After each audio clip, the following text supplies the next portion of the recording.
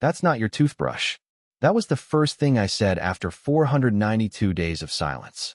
She was standing in the doorway of my cabin, hair wet from the rain, mascara running, holding a purple travel toothbrush like it was a peace treaty. Her eyes flicked to the floor, then back to me. I know, she whispered. I brought it on purpose. I should have slammed the door. I should have screamed. I should have thrown the damn toothbrush into the fire and told her to rot in whatever city she slithered out of. Instead, I stood there like an idiot. A trembling, stunned idiot. My hands still smelled like fish guts because I'd been cleaning the net lines. My boots were soaked. I hadn't shaved in months. And she looked like guilt made human. I'm not here to fight, she said. I didn't know where else to go. You knew how to find this place, I snapped. She didn't respond. Just stepped in, dripping on the floor I'd just mopped, and looked around like she was seeing a ghost. Maybe she was. Maybe I was the ghost. Because for a year and a half, I'd been dead to her. Dead to everyone.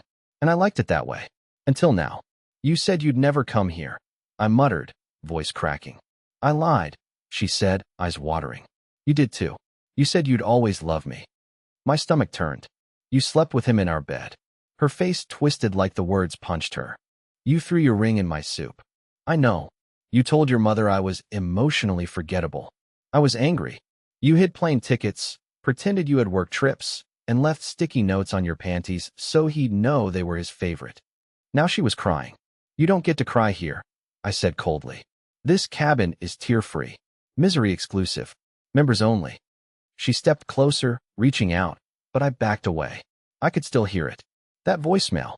The one she left the night I disappeared. I hope you choke on your own pity party. Those were her last words to me before I dropped off the grid. So why was she here? Why now? I'm pregnant, she said. And just like that, the room shrank. The walls started spinning. The fire cracked too loudly. The air tasted sour. And the man I was, the bitter, lonely, hidden man, wanted to vanish again. But then she said something else. Something that made even the pregnancy feel small. And he's gone. He's dead. And I think someone did it because of me. I didn't say a word for a long time. She just stood there, breathing hard. Rain dripping from her hair onto the wooden floor like a metronome marking the end of my piece. Her words, he's dead, echoed through my skull like a shotgun blast inside a church. I wasn't sure which part scared me more, the death or the fact that she came all the way here to tell me. I hadn't seen another human face in months. I built my life around silence, around the sound of wind scraping the windows and the crunch of gravel under my boots. I was finally numb. And now she was standing in the doorway of my exile, dragging ghosts behind her like a funeral procession. I walked past her, pretending to care about the stove. I added would just to avoid looking at her. You think I killed him, don't you? I said finally, not turning around. She flinched. No. God, no. I didn't know who else would listen. Her voice cracked on that last word. It used to melt me, that fragile tone she used when she wanted forgiveness without asking for it. But tonight it only made me angry. I turned. You didn't come here because you had nowhere else. You came because you can't stand not being in control. You lose a man, you lose your toy, and suddenly I'm your emotional landfill again. Her eyes widened, but she didn't argue. That silence told me more than words could. She had lost control, and she hated it. Ronan, he's gone, she whispered, calling me by the name I'd buried the day I left her. It sounded wrong now, like a word from another life. When I finally looked at her, she looked smaller. Not physically, but in spirit. The woman who once screamed at me for forgetting to buy almond milk now looked like she hadn't eaten in days. Her skin was pale, her lips trembling. He was found in his car. They said it was carbon monoxide poisoning, she said, voice shaking. But I don't believe it. The door was open. The car wasn't even running. Maybe he just tripped and fell into his own stupidity, I muttered. But she didn't laugh. She didn't even blink. That's when it hit me. She was serious. Something about the way her hands clenched the toothbrush like a knife told me this wasn't a visit of guilt or nostalgia. It was fear. I sat down, rubbing my temples. Why come to me? She swallowed hard. Because someone sent me a message. From an unknown number. It said, you took him from someone who never forgets. Then they sent a photo. She reached into her coat pocket, pulling out a crumpled envelope. Inside was a Polaroid, real film, not digital. It showed her car parked outside the cabin. This cabin. Taken maybe a day ago. Every nerve in my body went cold. You weren't followed? I asked. She hesitated too long before saying, no. I felt my stomach twist. I'd built this hiding place out of old lumber and fear. It wasn't much, but it was mine. I had no neighbors, no internet, no address. I didn't even tell my family where I'd gone. And now, somehow, someone had found her, and maybe me. I poured 2 glasses of whiskey, my hands trembling just enough for her to notice. So let me get this straight, I said slowly. You cheat, you destroy everything I am. I disappear, and now you show up because your boyfriend is dead and someone out there might be sending you threats. So you thought, what? The guy whose life you wrecked would be your bodyguard? She didn't answer. She just took the glass and whispered, you were the only person who ever loved me for real. That sentence hit harder than I wanted it to. Because for all my bitterness, part of me still wanted to believe it. Part of me still wanted to think I'd meant something. I hated that about myself. And just as I was about to tell her to leave, we both heard it. The faint crunch of gravel outside. Tires. Then headlights cut through the fog and stopped right behind my truck. Someone was out there. Someone who didn't belong. She froze. I stood up, every muscle tense. The sound of a car door opening sliced through the rain. And then, a man's voice called from outside. Calm, familiar, and chillingly polite. Evening, Mr. Doyle. You've been hard to find. The sound of that voice outside froze the air in my lungs. I hadn't heard my last name spoken out loud in over a year. Mr. Doyle. The way he said it, calm, measured, confident, sounded less like a greeting and more like a verdict. Kendra's eyes widened, and I could see the realization crawl across her face. Whoever he wasn't some lost traveler. He knew exactly where he was going. The headlights stayed on, flooding through the rain-streaked window. My shadow flickered against the wooden wall like a ghost trying to crawl out of me. I stepped toward the door slowly, my heart hammering so loudly I could barely hear the rain anymore. Kendra grabbed my sleeve. Don't, she whispered, her voice trembling. Please, he's not here to talk. That stopped me cold. You know him? I asked, turning sharply. She didn't answer, but the guilt in her eyes was answer enough. I felt my throat tighten. Who is he, Kendra? She looked away, her lips trembling, her hands clutching that ridiculous purple toothbrush like a talisman. He used to work for Derek, she finally said. He handled things for him. Business things. Personal things. Personal. That word was doing a lot of heavy lifting, and I didn't like where it was carrying me. I moved to the side window, staying in the shadows, and peeked through the cracked curtain. A man was standing by the car, tall, wearing a long dark coat despite the rain, head tilted slightly toward the cabin door as if he could hear our breath. His face was obscured, but I caught a glimpse of something metallic in his hand when lightning flashed. Maybe keys, maybe something worse. The front porch creaked under his boots. Then 3 knocks. Calm, deliberate. My hand instinctively reached for the drawer near the stove, where I kept a rusted old hammer I used for repairs. It suddenly didn't feel heavy enough. Kendra was shaking now. He told Derek that if he ever crossed him, he'd collect what was owed. Derek thought he was bluffing. But when he died, I started getting calls. No voice. Just static.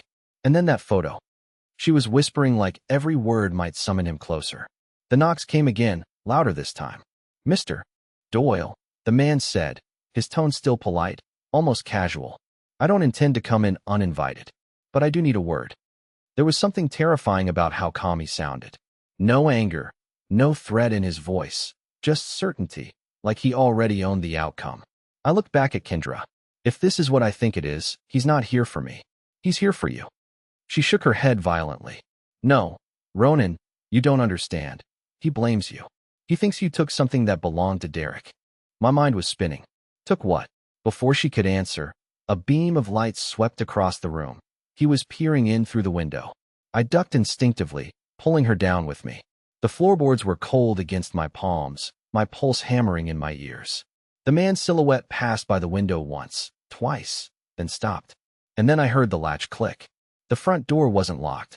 I'd been careless. I lunged toward it, but it was too late.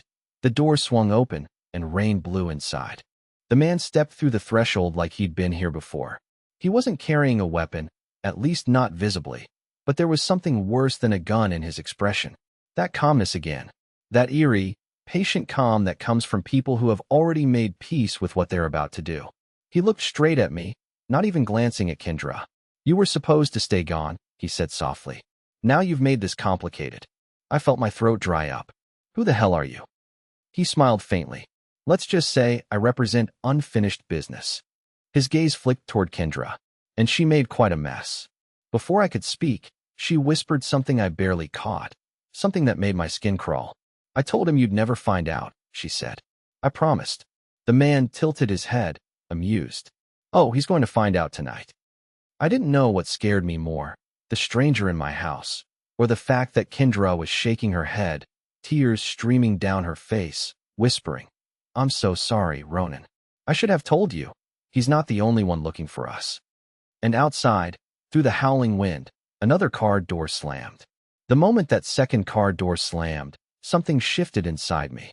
You know that sound your mind makes when it finally accepts that everything in your life is about to go sideways? Like a dull thud behind your eyes? That's what I heard. That's all I could hear. The man, he still hadn't said his name, glanced at the front door with mild interest, like he hadn't expected company, but wasn't surprised either. He stepped aside, casually, like a maitre d' giving space for a late guest to arrive. Kendra gripped my arm tightly, her nails digging in through the flannel. I could feel her pulse through her fingertips. Fast, frantic. "You said he's not the only one?"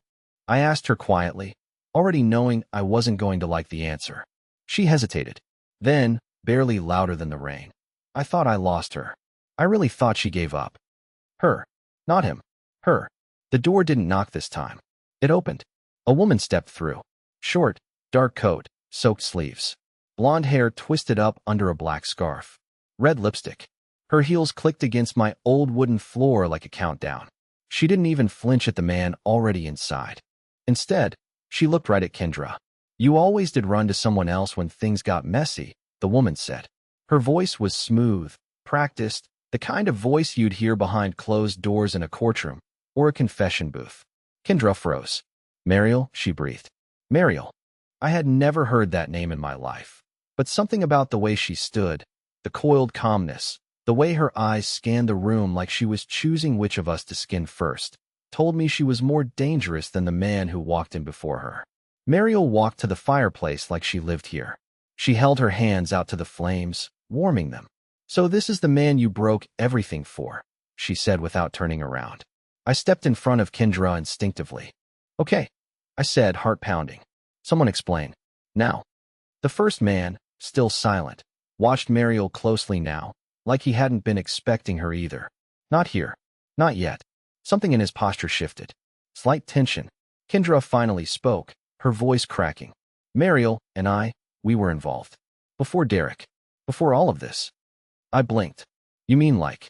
"Yes," she said quickly, embarrassed, eyes on the floor. "It was complicated. I ended it." She didn't. Mariel turned then. "You didn't just end it. You ghosted me. You erased me." I moved on. "No, you upgraded. Derek had money, status, connections, and you dropped me the second he came sniffing around your firm." My stomach churned. I couldn't even wrap my head around this. I'd thought this was just about betrayal, infidelity, guilt. But this was something else. This was a web I'd never seen the edges of. I looked to the man in the coat. "And you? You're not working for Derek anymore, are you?" He chuckled. "Derek doesn't employ anyone now. Dead men don't sign checks." "So why are you here?" He took a step forward. "Because Kendra was supposed to pay back what she owed before he died." I turned to her. "What does that mean?" Kendra looked like she was about to collapse. "I borrowed money. For a business idea. He gave it to me through him." She nodded toward the man. "But I used it to cover Derek's gambling debt. Then Derek died. And now it's all on her," Mariel finished. "Which means it's all on you, too, Ronan. Because she ran here. And wherever she runs, the fire follows."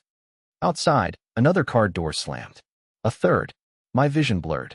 I'd vanished for a year and a half to escape one woman and her betrayal. Now I was trapped in a cabin, in the middle of nowhere, with a chain-smoking debt collector, a vengeful ex-lover, my lying ex-wife, and someone else about to walk through that door. I don't remember standing up. I don't remember grabbing the hammer from the drawer. But I remember saying, "If you came here to ruin me, take a number." There's a line forming. And then the doorknob turned again. The door opened slowly. Whoever it was didn't rush. The wind blew in first, carrying with it the scent of wet pine and something else, something sour, metallic, like blood left in an old drain. Then the figure stepped inside. A boy. No, a man, maybe early 20s. Lean, soaked through, hoodie plastered to his chest. His eyes flicked around the room like a trapped animal taking inventory of exits. When he saw me, he froze. "Dad," he said. I swear, for a full 5 seconds, I forgot how to breathe. I'd never seen this person before in my life. Kendra gasped behind me. Her hands went to her mouth like she had just seen a ghost. "No," she whispered. "No, no, no, you can't be here." The young man stepped forward, eyes locked on mine. "I didn't know where else to go," he said. I saw the cabin in the picture. I didn't think it was real." "I'm sorry," I said slowly. "Who are you?" He blinked like I'd slapped him. "It's me, Felix. He looked toward Kendra. Tell him the truth." I turned toward her. She looked like she might vomit. "You told me he died," she whispered. "He almost did." "The kid," Felix replied. "But they revived me. Different name. New life. I only found out last year." My brain couldn't process this. Not with the others in the room. Not with the rain hammering the roof. The stranger standing silent near the fire. Mariel sipping tea like she lived here. And now this boy calling me dad. Kendra's knees gave out. She sat on the floor like her legs had simply stopped taking commands. "I had him before I met you," she said. "When I was just a teenager. I gave him up. I never told you because it was the worst thing I ever did. But now he's back and someone's trying to kill me." Felix interrupted. The fire cracked violently in the silence. "No one's here for him." The man by the fire finally spoke. "This isn't about the boy." "I think it is," Mariel said. "He's the key." Felix looked around. "I don't know any of you. But someone left a letter on my dorm bed. Just one line. Find the man in the cabin. The blood is his too." I staggered back like I'd been punched. That sentence, it unlocked something I didn't even know I had locked away. Mariel stood up. "You all thought this was about affairs and debt and hurt feelings," she said, her voice sharp. "It's about legacy and revenge." Kendra looked up at me. "I was trying to protect you. All of you." "By lying," I snapped. "By erasing him." "I had no choice," she screamed. "If they knew he lived. If they knew what Derek made me do back then." She stopped. Her lips sealed shut like something inside her was actively trying to keep it in. "What did Derek make you do?" I asked cold. But before she could answer, the man in the coat stepped forward and dropped something on the table with a loud thud. A folder. Fat. Yellowed. Bound with twine. "Read it," he said. "You'll understand." I opened it. The first page was a hospital record. The second, a police report. The third, a photo. Of me. Holding a newborn. My hands were bloody. My eyes swollen.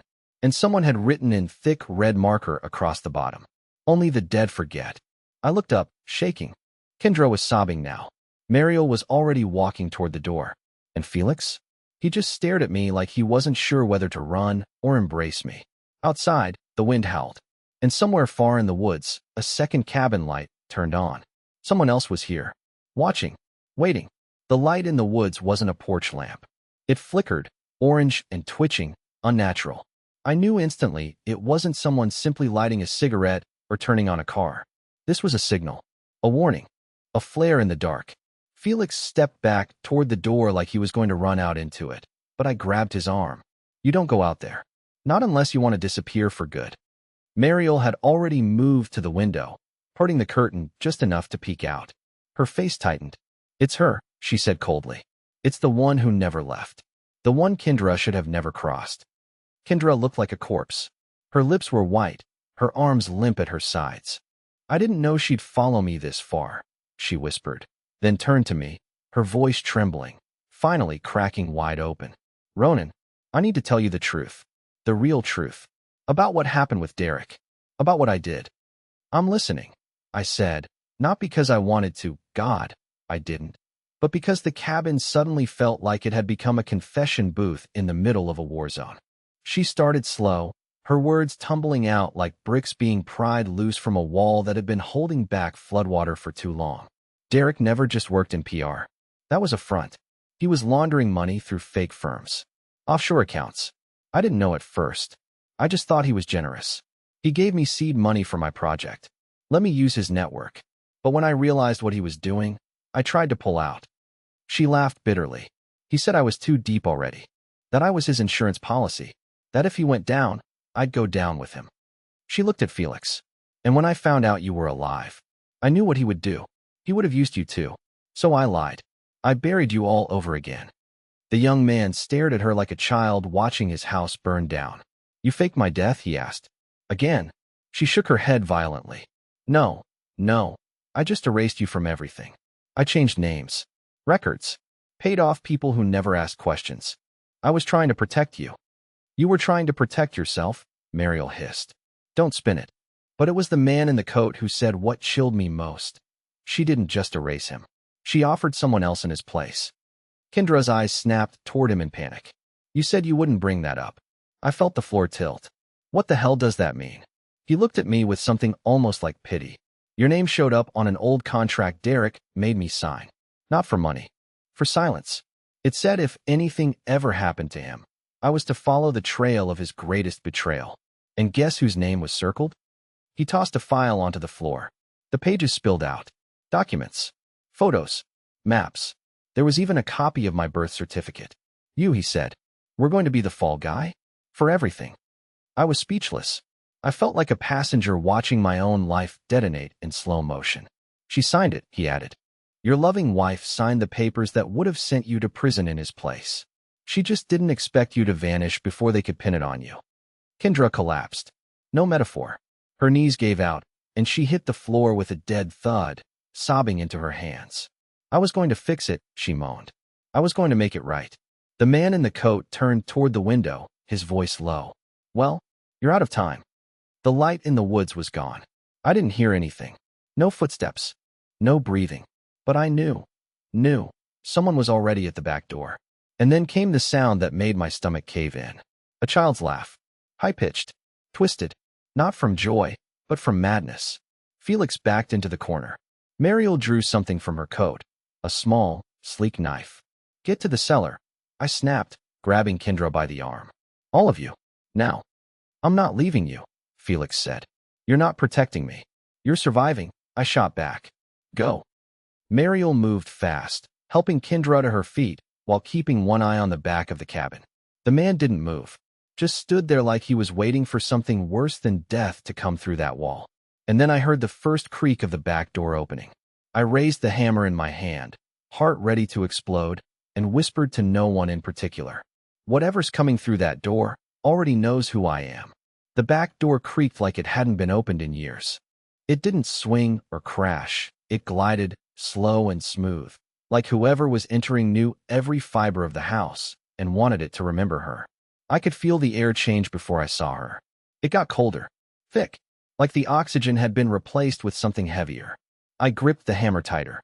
I don't know what I thought I'd do with it. This wasn't the kind of night where tools could save you. This was the kind of night where your worst choices came home to sit beside you in silence. She stepped in, not running, not frantic, like she had walked this path 1,000 times in her head.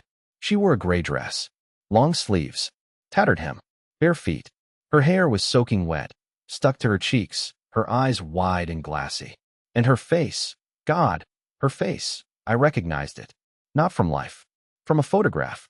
One I'd seen years ago, forgotten, buried deep. She was the sister, Derek's sister. Her name was Juna, but that wasn't possible. Juna had died in a lake 22 years ago. Everyone knew that. She drowned, fell through the ice on Christmas Eve while Derek and Kendra were on a skiing trip. Her body was found 6 days later, bloated and gray, her hands curled like she had tried to claw her way out of the afterlife. And yet here she was, standing in my cabin like she owned it. No one spoke. Not Mariel, not Kendra, not the man in the coat. Even Felix had gone pale, like something primal in him wanted to bolt straight through the wall. Juna's eyes locked on mine and smiled. You left me too, she said softly, like a disappointed teacher. All of you did. I didn't know what to say. My mind couldn't find words, only facts. Dead. She's dead. This can't be real. And yet my heart, my stupid, desperate heart, believed it. Believed every second of it. Kendra finally broke the silence. You weren't supposed to know about him, she whispered. He had nothing to do with any of this. Juna's head tilted slowly toward her. But he does, Kendra. Because he was there. Don't you remember? She pointed at me now. You do. Somewhere deep inside. Even if they made you forget. I was a child when she died. I snapped, trying to sound stronger than I felt. I never knew her. I never met her. She stepped forward. The wood under her feet didn't creak. Not by name, she said. But your father was there that night. When Derek made the deal. I blinked. What deal? You're living in the house he built, she said. He chose the spot. He built the cabin. Then he disappeared. Just like you. That hit harder than I could admit. I had no memory of my father beyond age 7. I was told he left. Vanished. My mother moved us away in a hurry. I never asked questions. Never looked back. The cabin had been in a trust.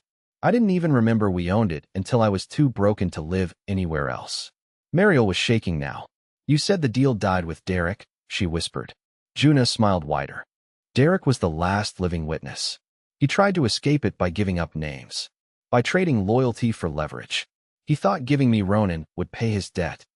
I felt the floor ripple beneath me. She turned to Kendra. But you offered up his son instead. Felix stumbled backward like the words had weight. What the hell does that mean? It means, the man in the coat finally said, you were the replacement sacrifice. I couldn't think.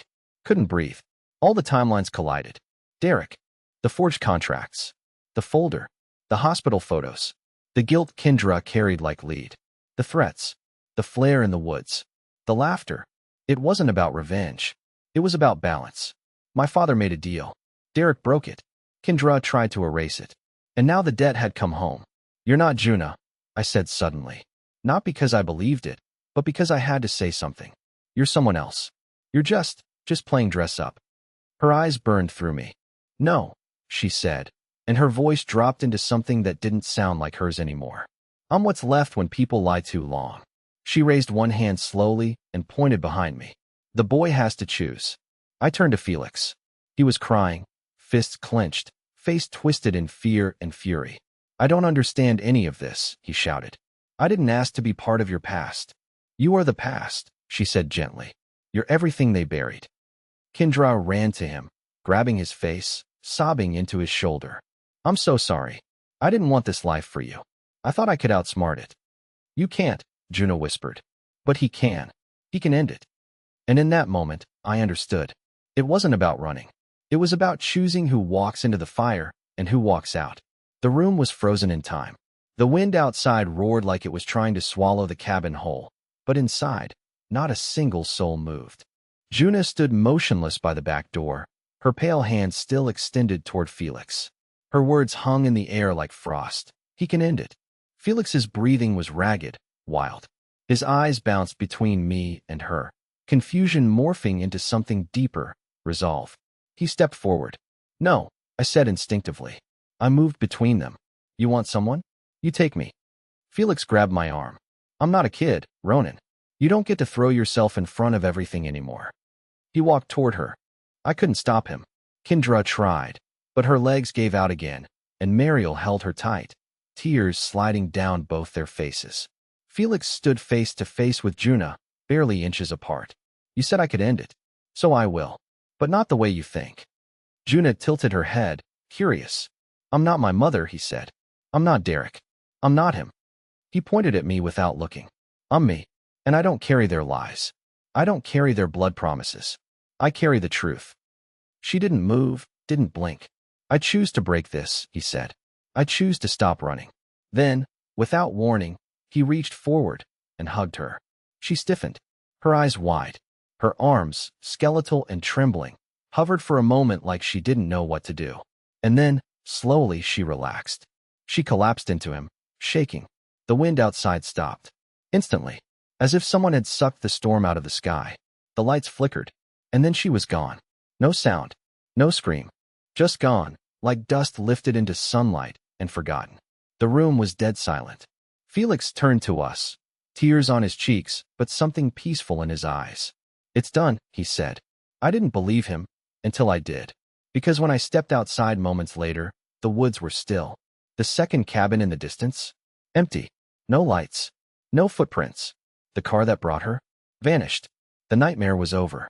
Whatever had followed Kendra, followed Derek, followed me was gone.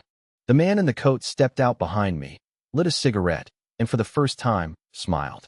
"You broke the line," he said. "Never thought I'd see it." "What happens now?" I asked. He shrugged. "You live."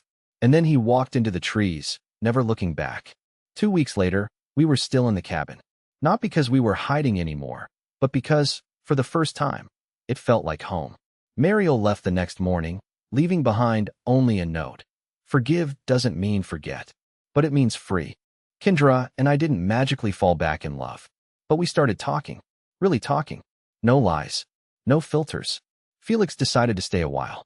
He built a small shed out back, fixed the roof I always ignored, and started painting the forest. He was good at it.